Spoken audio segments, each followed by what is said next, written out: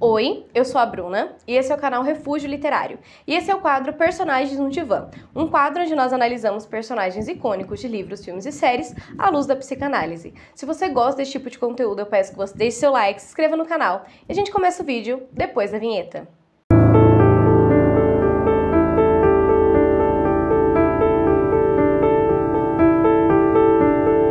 O personagem analisado de hoje é o Tate Langdon, que foi apresentado pra gente na primeira temporada de American Horror Story, que é a temporada Murder House. O Tate nasceu em 1977 e ele era filho da Constance e do Hugo Langdon. A Constance, ela era uma mãe que apresentava traços muito claros de narcisismo, e ela diz ao longo da série de que ela e o Hugo eram tão bonitos e tão perfeitos, e eles esperavam filhos assim, bonitos e perfeitos. Mas eles eram tão lindos que, segundo ela, eles irritaram os deuses e foram amaldiçoados. E ela diz isso porque os primeiros filhos da Constance, que eram o Bo, a Adeline e a Rose, eles tinham deformidades físicas que para ela eram inaceitáveis. O Bo, ele tinha uma deformidade congênita muito séria, a Adeline, ela tinha síndrome de Down, e a Rose não tinha os olhos. E essas deformidades físicas do filho causavam na Constance um desconforto enorme, porque ela realmente buscava ela tinha essa busca incessante pela perfeição. E então, depois desses três filhos, veio o Tate, que era fisicamente perfeito e exatamente o que a Constance mais desejava. Só que o Tate cresceu dentro dessa casa com uma mãe narcisista que, além dos traços de busca por perfeição, busca por beleza, ela também tinha a negligência emocional e a projeção nele. Por exemplo, a Constance, como narcisista, não amava o Tate como filho. Ela via nele uma extensão de si mesma. Porque como uma narcisista, ela não é capaz de amar outra pessoa. Ela é capaz de amar apenas a si. Então o Tate, para ela, não era um filho com personalidade própria que deveria ser respeitada, mas sim uma extensão dela que deveria ser tão perfeito quanto ela. E quando ele não atingia essa perfeição que ela tanto buscava, ela acabava negligenciando ele, sendo agressiva com ele, tanto verbalmente quanto fisicamente às vezes. E é assim que o Tate cresceu, sempre sendo apontado como o filho que deveria ser perfeito, mas na verdade não é. Então, quando o Tate fez 6 anos, a Constance acabou encontrando o Hugo com a empregada Nora na cama, num momento de traição, que na verdade a Nora não tinha nada a ver com isso, o Hugo estava forçando ela. Ela mata a Nora e mata também o Hugo, mas ela não conta isso pro Tate, ela acaba falando pra ele que o pai fugiu.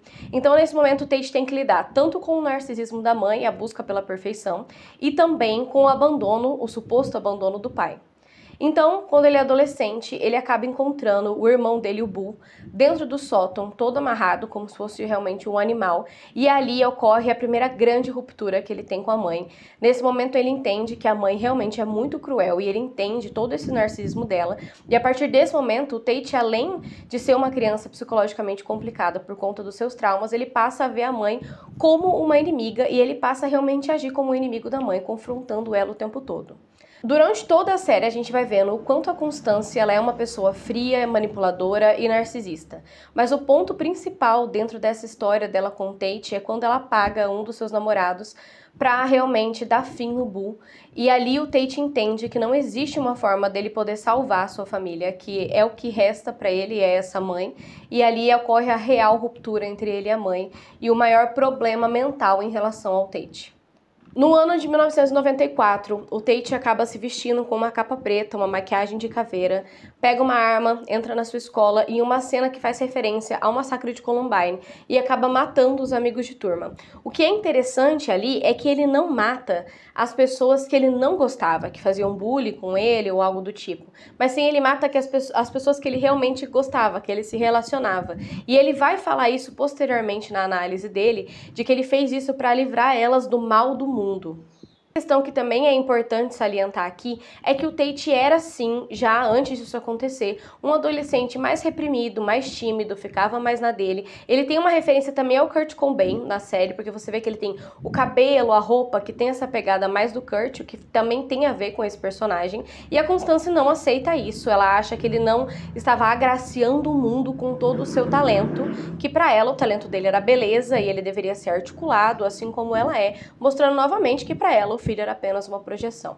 Depois que o Tate acaba cometendo esse ato hediondo na sua escola, os policiais vão atrás dele na casa, ele tá deitado na cama e é uma cena icônica que ele simplesmente levanta, faz um gesto de que ele tem uma arma na mão, com a própria mão mesmo, como se ele fosse um psicopata. e ali a vida dele é ceifada pelos policiais. E aqui vale um adendo para quem não assistiu a série, essa primeira temporada. A Murder House, que é a casa do Tour dos Assassinatos, ela é uma casa que faz referência à Amityville. E dentro do universo do American Horror Story, essa casa, todo mundo que morre e é enterrado dentro da casa fica preso. Então ela é uma casa que tem vários espíritos diferentes, espíritos bons, espíritos ruins. Todas as pessoas que moraram na casa ficaram presos na casa. Outra coisa interessante é que a casa ela foi construída pelo casal Montgomery, que era um casal que teve o seu filho também sequestrado, era um casal que praticava outros crimes dentro da casa relacionado a bebês. Então a casa já veio com uma carga muito grande que dentro do universo do American Horror Story é uma carga de maldição. Então a casa em si já tinha grande influência espiritual dentro desse universo e o Tate ele convivia desde pequeno com todos esses fantasmas que estavam ali na casa e esses fantasmas se manifestam como pessoas vivas. Então existe dentro desse universo uma influência de uma fantasma específica que era a Nora Montgomery sobre o Tate. No partir do momento que o Tate não tem mais a mãe dele, a Constance, como figura materna, a Nora entra. E a Nora começa a falar pra ele fazer coisas, e ela acaba manipulando ele o tempo todo, porque ela se coloca na vida dele como uma figura materna. Então existe um grande dilema, que a gente fica pensando se o Tate realmente era uma pessoa ruim, ou se ele teve influência da própria casa ao cometer os seus atos. Sabendo disso, você tem que entender que como ele perdeu a vida dentro da casa, o espírito dele permaneceu ali. Muitos anos depois, a Constance, ela tá morando na casa ao lado da Murder House, mas se muda para a casa dos assassinatos, uma família, que o pai é o Ben, que é psiquiatra, e a filha é a Violet, que tem a mesma idade do Tate, na época em que a vida dele acabou sendo ceifada. Então a Constance vai até essa casa, com o intuito de sempre estar dentro da casa, conversar com os espíritos, e ela fala para que o Ben, que é psiquiatra e também um analista, cuide do Tate, comece a conversar com o Tate, porque ela diz que o filho dela tem alguns problemas mentais que devem ser tratados. Então esse tempo todo, o Ben, que é o psiquiatra, ele tá falando com um espírito sem saber. E ali a gente começa a ver a relação entre ele e o Tate de terapeuta-paciente, que é muito interessante para a gente entender toda essa dinâmica do Tate ao longo da série. A gente percebe durante essas sessões que o Tate fala das fantasias que ele tem em relação a cometer os atos hediondos na escola. E o Ben, ele não leva isso muito a sério. E aí, eu como terapeuta digo que eu, quando era criança, olhei essa série e falei, nossa, esse cara é muito foda, esse terapeuta, ele é muito ruim. Hoje em dia, eu reassisti as cenas quanto terapeuta, quanto analista, e eu percebi o quanto ele era medíocre como terapeuta. Em primeiro ponto, ele não escuta realmente o que Tate fala. O Tate está falando de suas fantasias, ele está o tempo todo demonstrando questões que estão dentro da sua mente, e o Ben só está em uma posição de superioridade o tempo todo. Ele diz pro Tate que o Tate é criativo, quando o Tate pergunta se ele acha que ele é louco. Ele não tem uma postura de acolhimento, ele não tem uma postura de escuta ativa. Ele tem uma postura de superioridade sobre o garoto. Além disso, tem uma questão ali também, que ele tem uma transferência e uma contra-transferência não bem trabalhada nessa relação entre paciente e analista, nessa conversa que ele tem, porque tem sim nessa conversa muitos elementos de psicanálise, apesar dele se falar como psicólogo. E ele não tem uma contra-transferência bem feita, porque ele não vê o Tate como um indivíduo o qual veio buscar ajuda e ele tá tentando fazer esse adolescente se entender. Mas ele também vê o Tate como uma projeção dele. Então, além do Tate ser visto a vida toda como uma projeção imperfeita da Constance, ele é visto no próprio processo terapêutico como uma projeção do terapeuta, porque o Ben fala o tempo todo que ele era como o Tate, que ele também era ruim, que ele também se sentia mal, e ao invés de ele estar tratando o Tate, ele está tentando se tratar internamente nessas sessões. Então ele nem mesmo tem uma sessão de terapia bem construída. Além disso, ele sempre tenta colocar elementos sexuais dentro dessa terapia, com o objetivo claro de chocar o Ben. Então ele fala sobre o falo dele ser grande, coisas que acontecem dentro de um setting terapêutico, que acontece com bastante frequência, na verdade, que algumas vezes a pessoa quer realmente ver a reação do terapeuta diante de uma frase, se ele vai ficar chocado, se ele não vai ficar chocado, se ele vai continuar cuidando de você, se não vai. Isso é normal, e o Tate tem esses elementos que mostram, sim, de que ele está buscando por uma atenção desesperadamente, mas que essa atenção nunca é dada a ele de maneira integral. E é aí que se instaura a primeira grande dúvida da série, se o Tate é ou não um psicopata. E para isso, eu trouxe aqui para vocês as características de um psicopata dentro do DSM, para que a gente possa analisar junto e ver se as características estão ou não condizentes com a figura do Tate. Então, dentro do DSM, as características do transtorno de personalidade antissocial, também conhecida popularmente como psicopatia, são: engano e manipulação, incapacidade de se conformar com as normas sociais, irritabilidade e agressividade, desrespeito imprudente pela segurança sua ou dos outros, irresponsabilidade constante, ausência de remorso. Antes disso, a gente vê que o Tate tem sim alguns elementos que são característicos de psicopatia, mas o grande elemento aqui que faz com que ele não seja visto como um psicopata é a ausência de remorso. O Tate, ele não tem essa ausência, muito pelo contrário, ele tem um grande sofrimento emocional vivido ao longo de toda a série. E aí cabe uma questão. Nós temos uma mania hoje em dia de ver tudo como psicopata. Se a pessoa cometeu um crime hediondo, ela é automaticamente rotulada como um psicopata. Não é assim que as coisas funcionam. Com a mídia, com essa questão de filme, de série, eu particularmente ama True Crime, a gente ficou um pouco obcecado por essa figura do psicopata, que ela acaba quase sendo uma figura assim, que não dá pra estudar, que não dá pra saber, o que é total oposto, a gente consegue muito bem estudar. Eu estudo criminologia dentro da psicanálise, então a gente consegue entender o que é um psicopata, ele não é essa figura mística que nós colocamos. E a gente precisa entender que pessoas podem fazer coisas muito ruins, mesmo que elas não sejam um psicopata.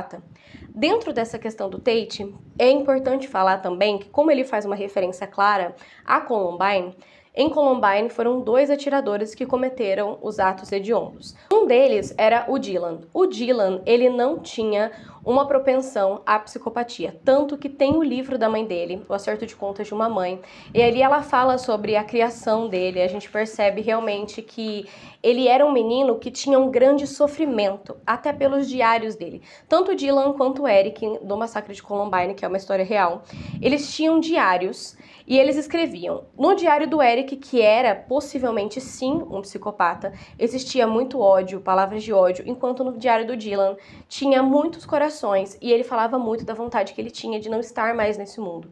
Então é possível sim que uma pessoa que não é um psicopata, que seja cometido por traumas ou por tristeza profunda, seja capaz de cometer atos horríveis e não se enquadrar dentro da psicopatia. E dentro da minha opinião, é isso que acontece com o Tate. O Tate passou por uma vida muito sofrida, com uma mãe muito difícil de lidar, uma perca muito repentina do pai, que não foi explicada para ele. Ele viu os irmãos serem tratados de maneira totalmente negligente. Ele teve uma busca de perfeição em cima dele o tempo todo, ele foi negligenciado na escola, e isso pode ter, sim, junto com outros elementos, influências também da casa, feito com que ele se tornasse depressivo, com que ele se tornasse traumatizado, e que algumas questões de natureza ruim dentro dele, que todo ser humano pode ter, acabaram aflorando por conta dessas questões de trauma que não foram bem elaboradas e trabalhadas, porque ele tinha uma família completamente disfuncional. Por esse motivo, eu acho que ele não se enquadra dentro da psicopatia, mas é interessante porque ele pode sim apresentar um quadro de psicose, e é isso que eu vou explicar agora para vocês. Em relação à psicose, pode ser que o Tate possa apresentar isso porque ele teve uma ruptura muito grande com a figura do pai nessa infância. Ele tinha o pai presente e de repente o pai não estava mais lá. E a mãe era uma mãe completamente complicada. Então, na ausência do pai, pode sim acontecer de um indivíduo, por não ter outra figura a qual se espelhar como paternidade, entre na psicose. E a psicose tem sim como característica, às vezes, o desligamento da realidade. Isso que acontece com o Tate, dele ir para a escola, ele tem um termo específico para isso que eu não vou lembrar, acho que é grande evento, grande batalha, algo assim, pode mostrar assim que dentro daquele momento ele estava em um momento psicótico de ruptura com a realidade. Ele realmente pode ter achado que estava fazendo uma coisa de grandiosa para poder livrar as pessoas desse mal, tanto que ele mesmo não entende o porquê ele fez aquilo, o que demonstra ainda mais que ele teve sim uma ruptura com a realidade naquele momento, que pode ser explicada sim pelos traumas que ele vivenciou, pelos problemas que ele teve familiar. É óbvio que isso não justifica, mas o que a gente tem que entender é que nem tudo é tão preto no branco. A gente às vezes busca muito culpados, isso também nos crimes reais, e as coisas não são tão simples assim de entender. A gente tem que ver sim a vida pregressa e às vezes essa vida familiar complexa pode sim levar uma pessoa a romper com a realidade a ponto de cometer atos hediondos, e isso acontece também quando a gente fala de crimes reais. Por isso é tão interessante estudar a vida dos serial killers antes de falar sobre os atos deles em si, porque o ato em si, ele não é o que levou ele a fazer aquilo, o ato ele é só o resultado, mas tudo aquilo para trás deve ser estudado para que isso não aconteça novamente. Então, no caso do Tate, pode ser sim que ele não tenha uma psicopatia, mas que ele estivesse sim enquadrado dentro de um quadro de psicose. Então, quando ele começa a fazer esse tratamento com o Ben, e tem até uma cena que o Ben fala que a terapia não resolve nada, quando na verdade a terapia não resolve nada porque o Ben é um terapeuta medíocre, que só pensa na vida dele e o que ele tem debaixo das pernas, no meio das pernas, mas ele fala isso pro Tate e o Tate se sente ainda mais traído.